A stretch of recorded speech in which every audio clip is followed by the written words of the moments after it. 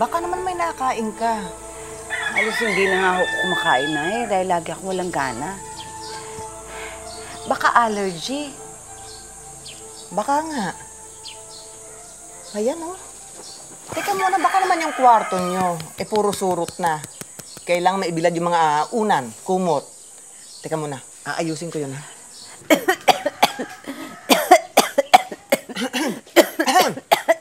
Nahawa ka na yata sa mga bata.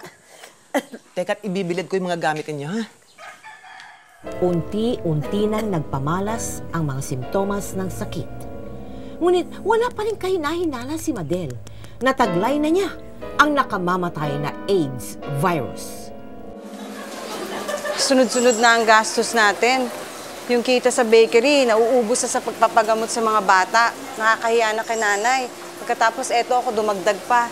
Hayaan mo na. Ang importante, gumaling kayo ng mga bata. Pagkabili natin ng gamot, umuwi na tayo. Nag-aalala ako kay Junjun eh. Huwag kang mag-alala. Kinausap ko na si ate. Bukas uuwi siya para namang mabantayan niya yung mga... Ano nangyari sa'yo? Nahihilo ko. Ha? Bakit? Ano? Oh, Madel! Nurse! Sir, ano po nangyari?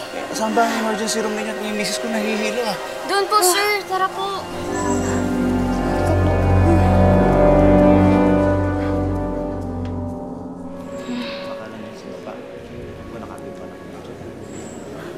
Jaime? Oh, huwag kang babangon. At baka makasama sa'yo. Anong sakit ko? Anong sabi ng doktor? Wala kang sakit. Pero kailangan alagaan mo sarili mo. Bakit? Buntis ka. Magkakaanak tayo ulit. Ha? Oh, bakit ganyan ang itsura mo? Hindi ka masaya. Gastos na naman ang iniisip mo. Sige, pahinga ka. Malugod na tinanggap ng mag-asawa ang pagdating ng isa pang anghel sa kanilang buhay.